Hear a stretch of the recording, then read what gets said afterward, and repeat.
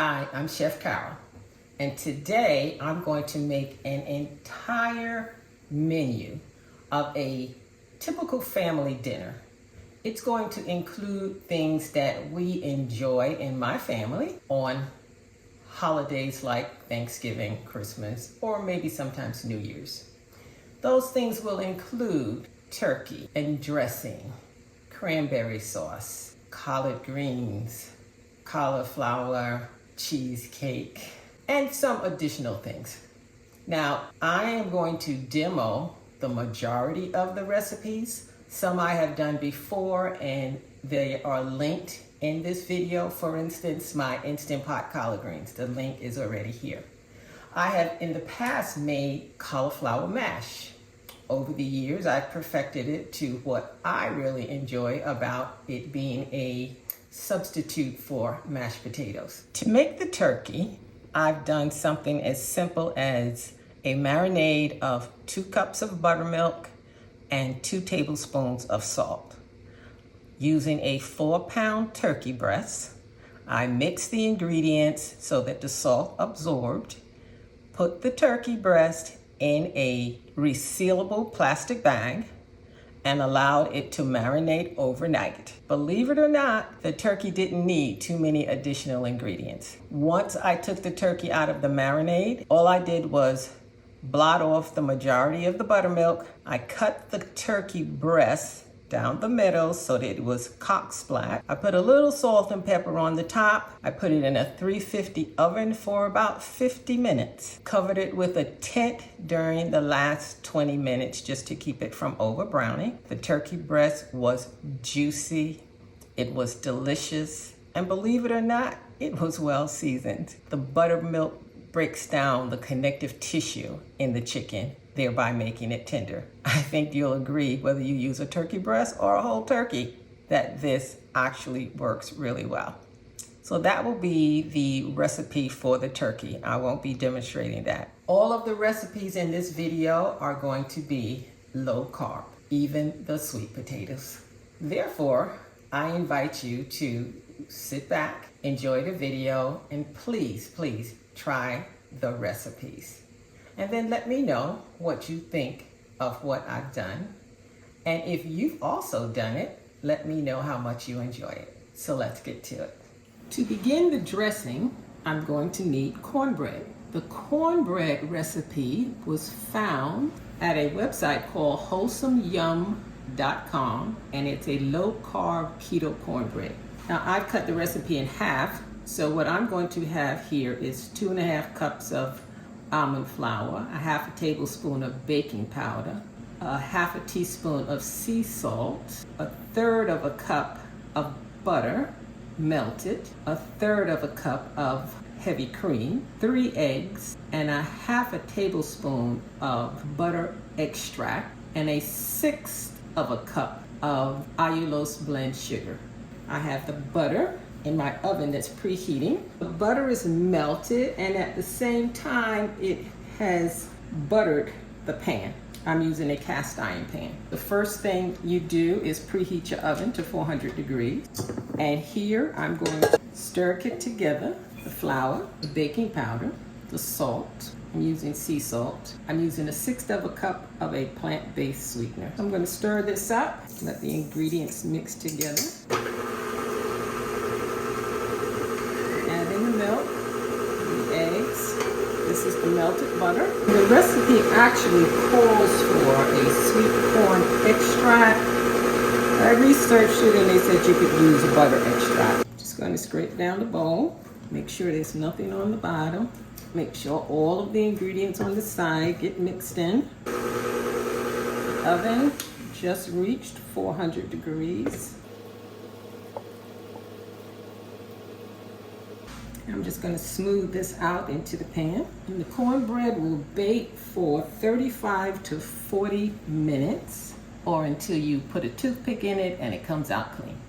I'll see you back here. To prepare the cornbread dressing, I'm going to be using the following ingredients. I've already made the cornbread and I've taken my hand and just broken it down into crumbs. I'm also going to be using a 1/2 pound of sausage. This is just a mild sausage.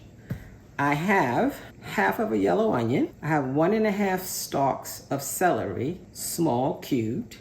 I have half of a green bell pepper, small cubed.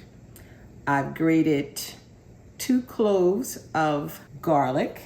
I have a half a cup of chicken broth, 2 teaspoons of poultry seasoning. I have 1.5 teaspoons of fresh thyme, and I have a couple of tablespoons of fresh sage. The first thing I'm going to do is start to preheat my oven. So I've set it to bake at 350. Next, I'm going to take my skillet, brown the sausage. I'll break it into small bits as it cooks. And when the sausage is partially brown, I'm going to add in the onions and the celery and the garlic and the bell peppers. And I'll cook that until the sausage is completely cooked through and the vegetables are soft. At that point, I will add everything to the bowl of breadcrumbs and add in the chicken broth. I may need a little more chicken broth because I actually like my cornbread stuffing to be moist, not dry. And then it will bake for 20 minutes or until the top is brown. So let's get to it. My skillet is heating.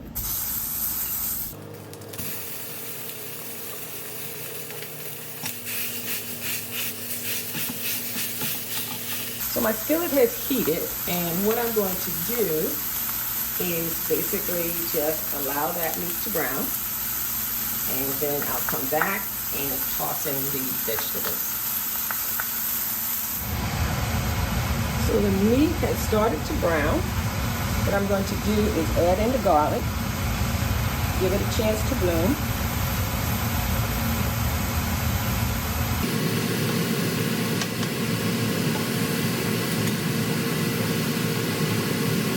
Next, I'm adding in the onion. Now what's important is that you cut your vegetables all the same size. This way it allows them to cook evenly. If you like chunky vegetables, make sure that they're all cut chunky. If you like small vegetables, like I've done a small dice here, make sure that everything is done in a small dice. Next, I'm going to add in the celery.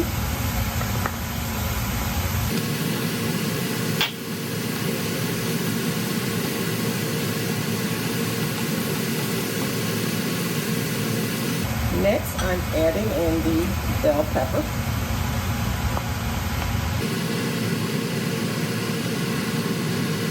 To this, I'm adding in the fresh sage.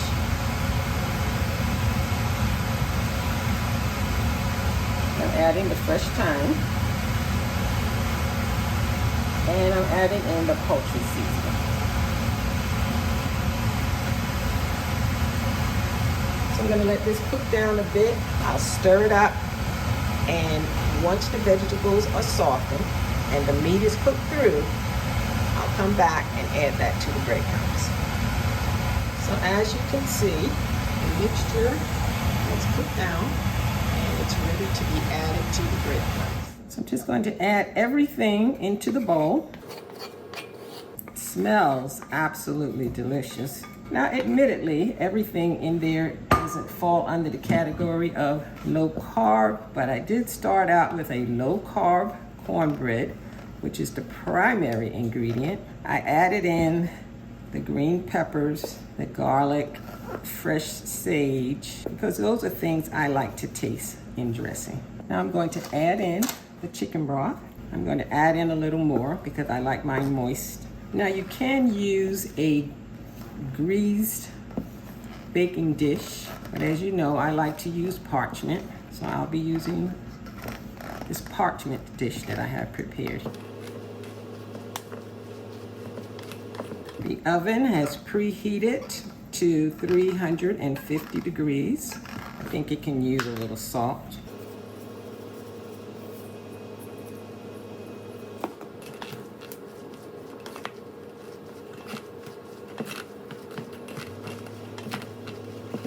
Now I'm just going to dump it into this. When you use these Pyrex dishes and you reheat, you can just bring these dishes straight to the table. I like to shake a little paprika over the top.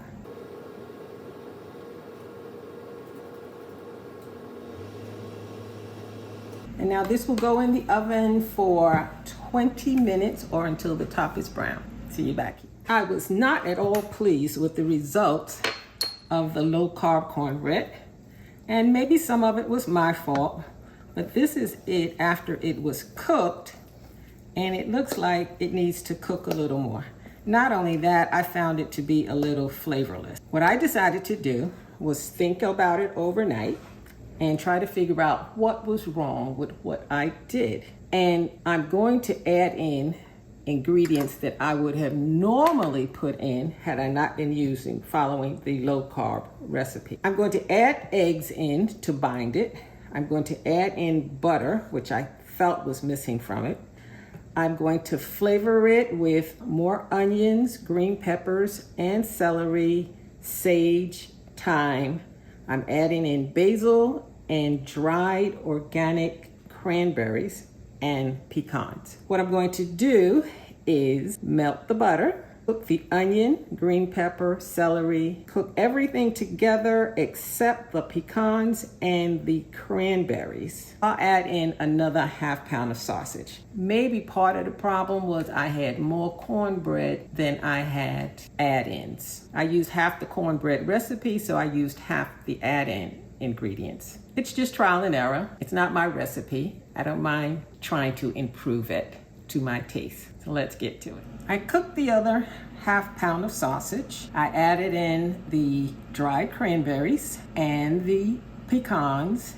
I added in fresh basil. I added the fresh thyme to the green bell peppers and the onions. I also added in the fresh sage on top of the sausage. Additionally, I'm going to add in 2 eggs, and I'm hoping that the eggs will act as a binder because I felt that the cornbread was rather loose. And I cooked the vegetables in a ½ cup of butter. I actually cooked them in ¼ cup of butter. And I melted the other half and poured it in to the stuffing. I'm hoping that those extra ingredients will help this bind when it cooks because I thought that the dressing was a little bit too loose. Part of it could be my fault. I added in quite a bit of chicken broth, but I think that the dressing, it wouldn't have bound together because there was no binder in it. In my opinion, it lacked flavor. I added in more poultry seasoning. I think it needs a little more salt. I'm also going to cook it in 3 3-quart dishes. In the bowl right now, it looks like it's bound a little more than it was the first time. It certainly tastes better. Considering everything I've added to it, other than the cornbread, I guess it's more my recipe now. If anything goes wrong with it, I can only blame myself. All right, I'm going to feed this into the bowls. I heard the oven basically tell me it's ready at 350.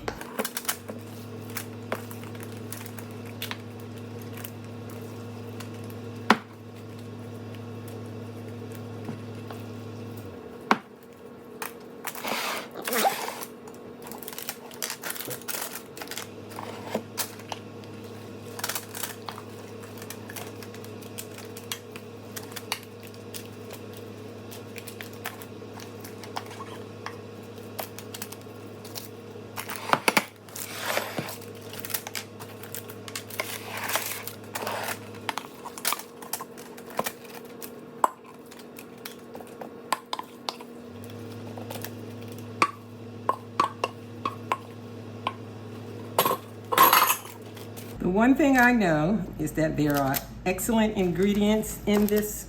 This is actually called dressing because stuffing is defined as what you stuff inside the turkey. I'm going to put these in the oven and I'll meet you back here.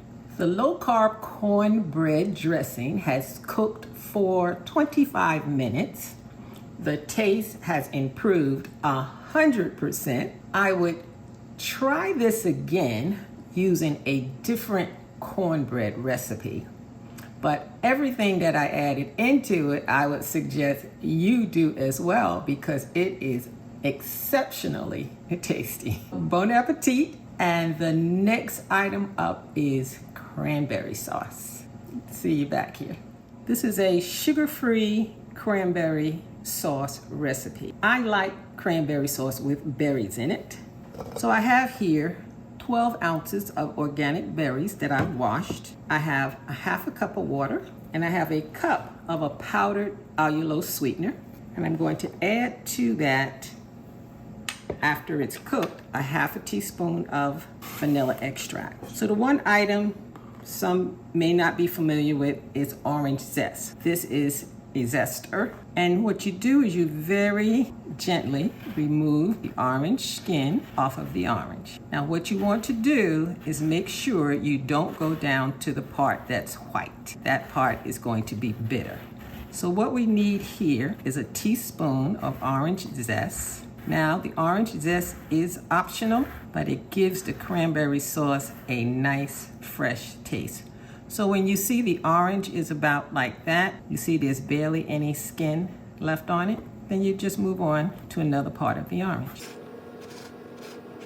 And you see the zester gathers the orange zest inside. You see this is very easy.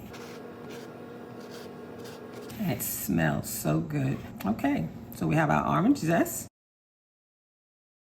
So in the pot, I have the sugar, I have the berries, I have the orange zest, and the water. I'm just going to cook this until the berries start to pop. And once the berries start to pop, it's the beginning of the berries becoming cranberry sauce.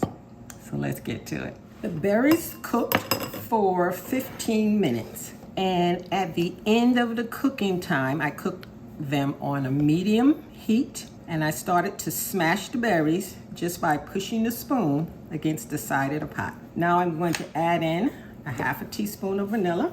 Just going to stir that in. Now I know that everyone does not like berries in their cranberry sauce. So what you can do after you cook it is you get a sieve, and you just stir the berries, and as you can see, the berries are remaining in the sieve and the sauce is coming through the bottom of the sieve.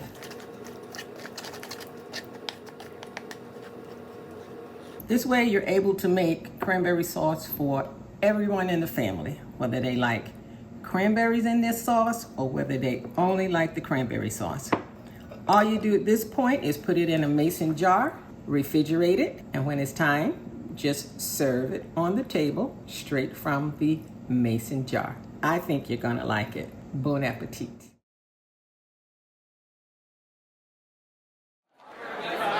Hi, I'm Chef Carol, and today we are going to make a sugar-free, ketogenic cranberry cheesecake. Now I'm going to start the video by showing you how to make the cranberry sauce that goes on top of the cheesecake. And then I'm going to introduce you to a recipe from another website. And because it is their recipe, not mine, I will only demonstrate non-verbally how to make this cheesecake. Now I have to say, it cooked up exactly the way it was described. It was sugar-free, it was tasteful. The addition of the cranberry sauce on the top made it wonderful. So I invite you to go to their website, find the recipe, and you can look at my video to show you how to go through the steps of putting the ingredients together and making a nice cheesecake that the whole family will enjoy. Now for this cranberry cheesecake, one of the things that I've done different than the recipe that I'm referring you to is the base. Whenever I bake something and I'm not particularly happy with it, but I know the ingredients were good, it just didn't turn out exactly the way I wanted it to. For this particular recipe, I made some blondies. As opposed to brownies, I made blondies. I found them to be a little bit too sweet, so I just put them in the freezer. Today, they are coming out of the freezer to become the base for my cheesecake. What I'm going to do initially is actually grind them up in the food processor, add some butter to them, put them in my springform pan, bake them as described. Now, when you go to the recipe, you will find that they used an almond flour base, which is perfectly fine. But I have to do something with these recipes that I don't eat. I save them, and whenever I make a cheesecake, it has a cookie base. So let's get to it.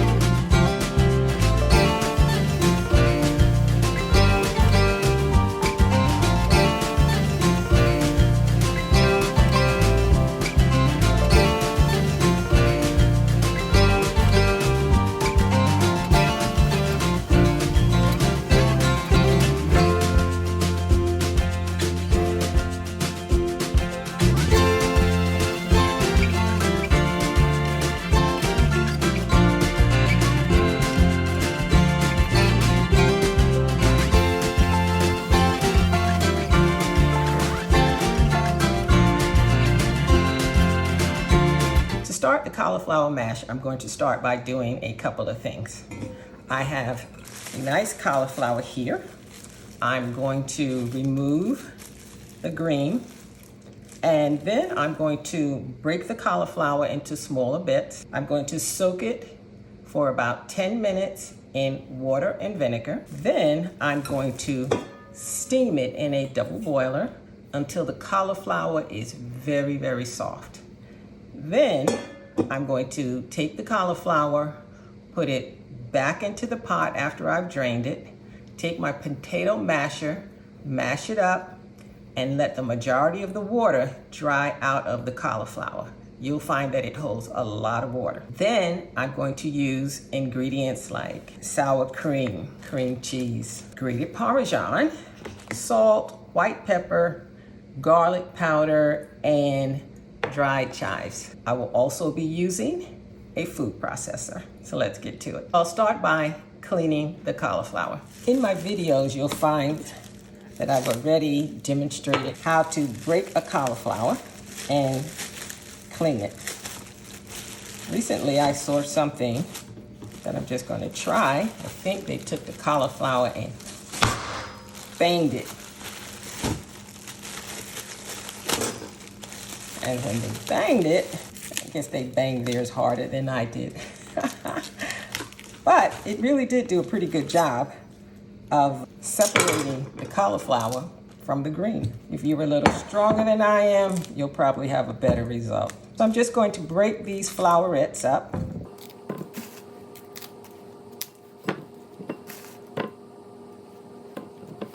It's always nice when you buy your cauliflower, if you check it to see if there's any brown marks on it.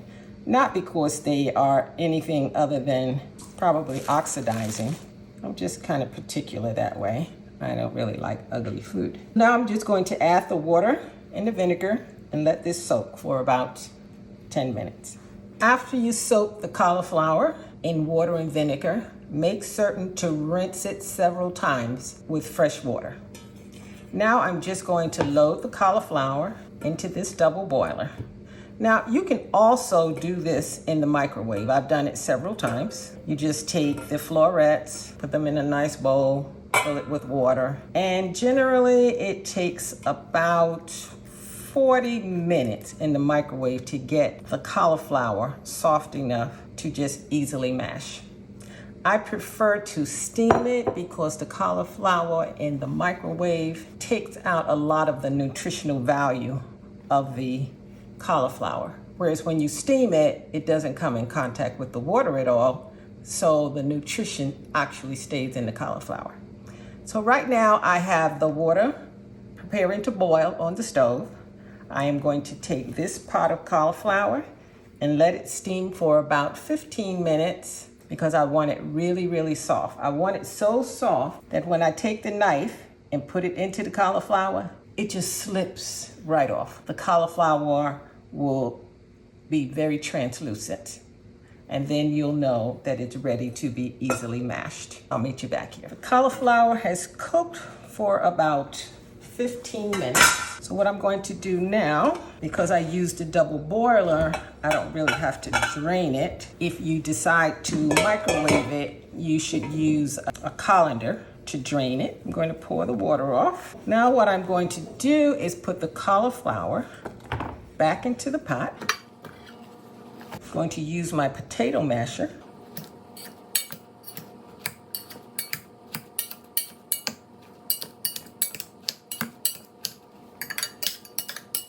Now what I'm going to do is put this back on the stove under a very low heat and allow the excess water that's in the cauliflower to dry out. As you can see, this is just like mashing potatoes. So I'll meet you back here when this is dry. The cauliflower has cooked on the stove for about 7 minutes. As you can see in the bottom of the pan, there's not very much moisture, if any. Now to this, I'm going to add 2 tablespoons of cream cheese. I've actually turned the heat off. I'm going to add 3 tablespoons of unsalted butter. going to let that mix into the cauliflower. One of the reasons I'm doing this is so that there are no big lumps of cream cheese in a forkful of the cauliflower mash. Now to this, I'm going to add about 1/3 of a cup of the grated Parmesan. You can actually do this to taste, or you can eliminate it completely. I'm going to add about 1/8 of a teaspoon of the garlic powder. Salt and pepper is to taste, but I would start with about 1/2 teaspoon. I'm going to add about a dash of white pepper and a few shakes of the dried chives. You can absolutely use fresh chives. You can use grated cheese if you like. And I'm also going to add about 2 ounces of the sour cream. And I'm just going to get this all mixed up together.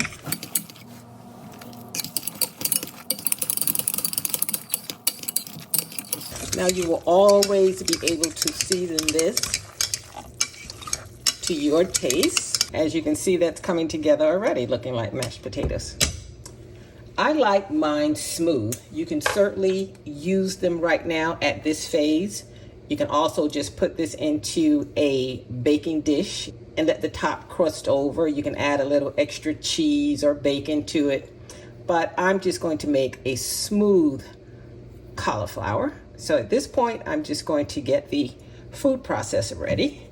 I will pour it into the food processor, pulse it a few times, and it will be done. So I have my food processor. I'm going to now take cauliflower, add it to the food processor.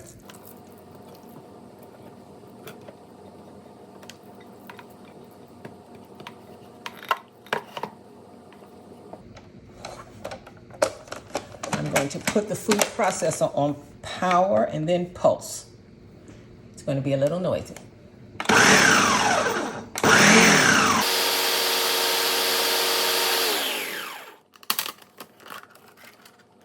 So I pulsed it to get everything mixed in. Then I put it on blend for about 10 seconds. And this is what the mixture looks like. So I'm going to add it to Pyrex baking dish.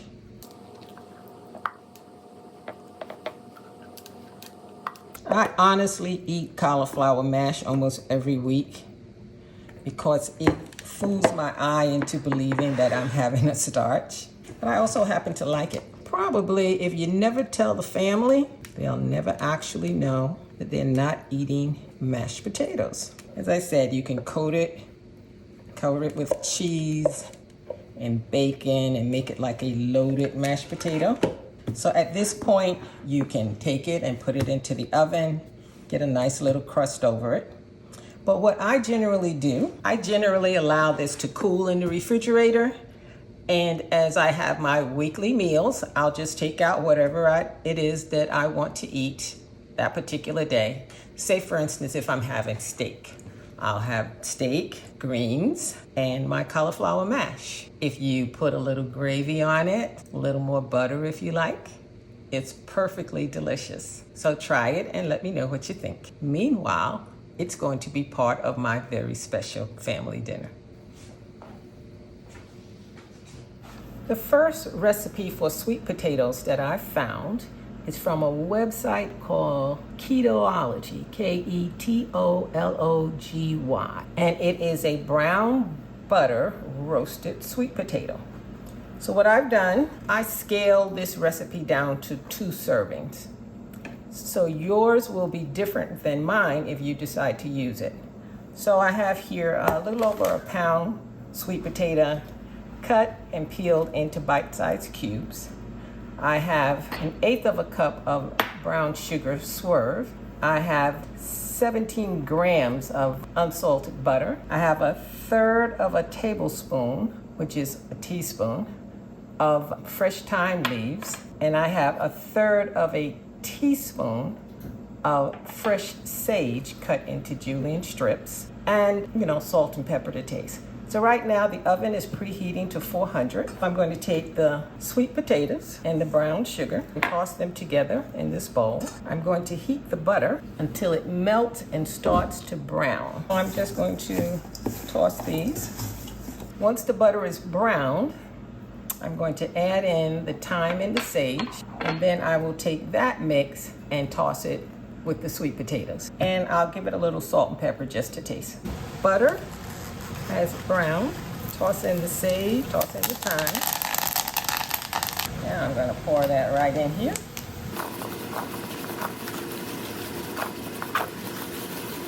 And give them just a little salt and pepper.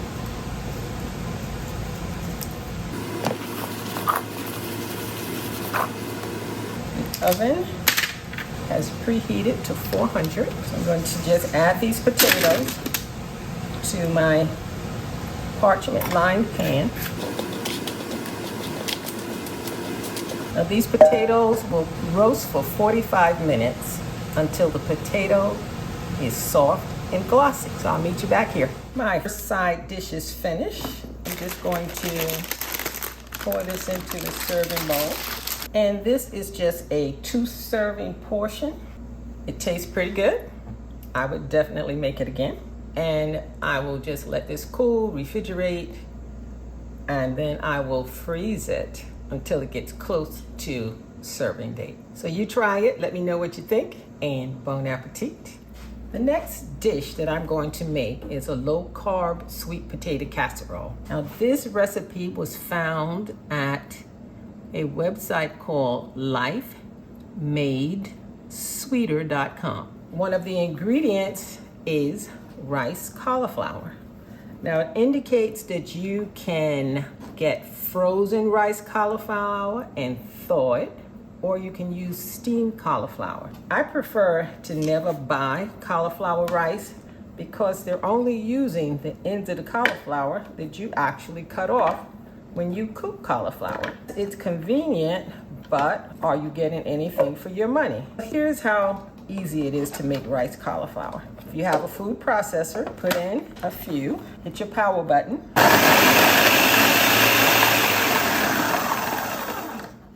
Just that easy. You don't want to over process it, because if you over process it, it will cook mushy. I'm gonna put it on pulse.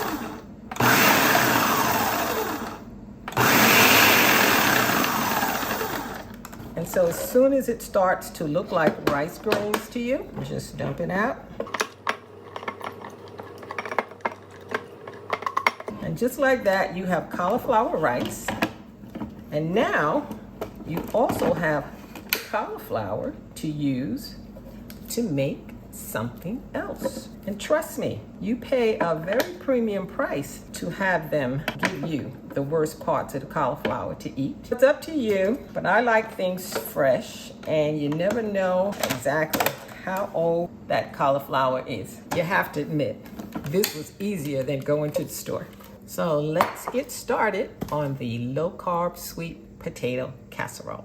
Now to make the casserole, I need mashed sweet potato puree. I'm going to rinse out the food processor and put the mashed potatoes in here and blend them up. For this recipe, I'm going to need the following ingredients. Sweet potatoes, which I have steamed and mashed. I'm going to put them into my food processor.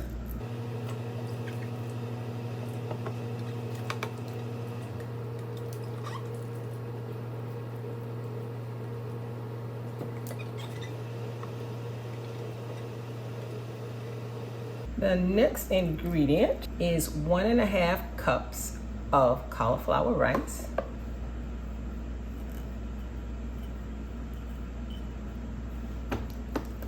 According to the directions, you have to pulse until it's smooth. Now that the sweet potato and the cauliflower has been pureed in the food processor, I'm going to add in 3 tablespoons of ghee. Also use vegan butter.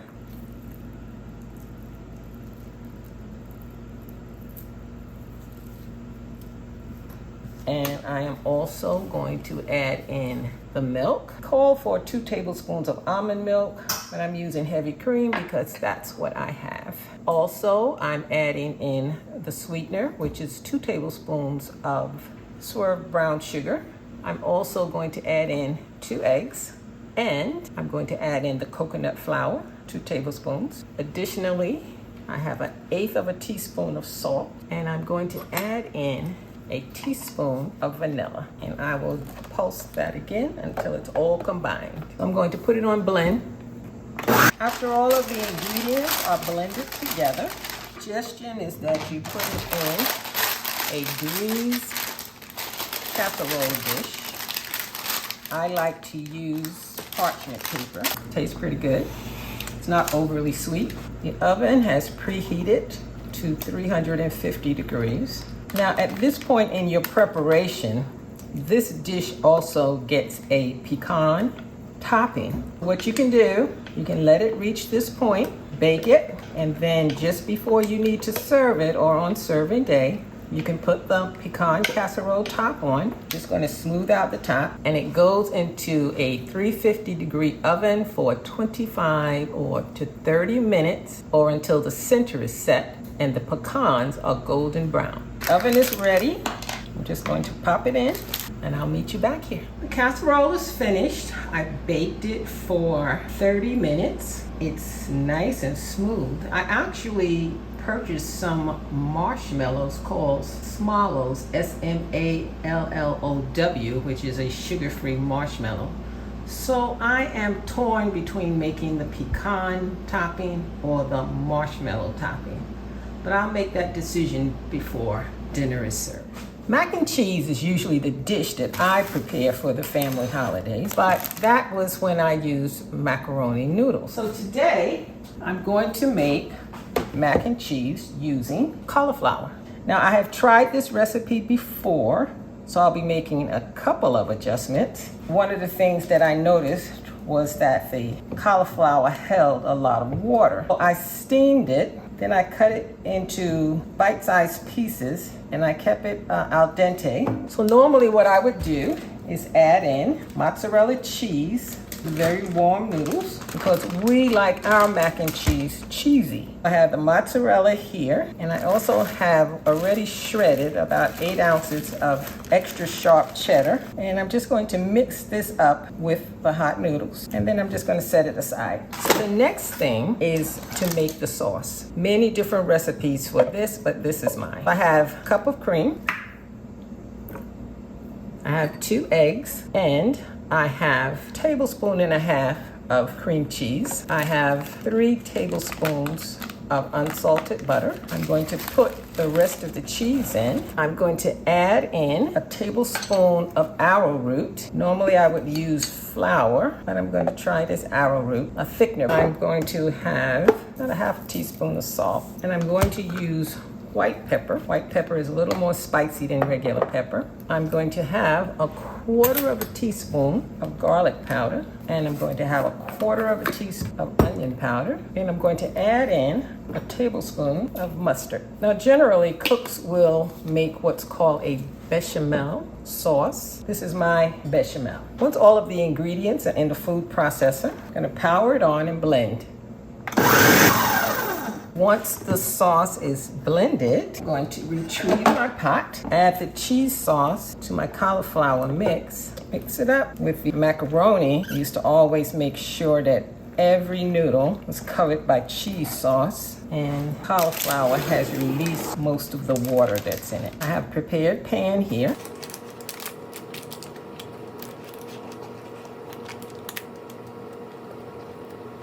And what I like to do is add a sprinkling of paprika. This is a smoked paprika over the top. And then I'm going to put this in the oven, 350, and let it cook for about 35 minutes. And I will see you back here. The mac and cheese is finished, and it looks just like regular macaroni and cheese.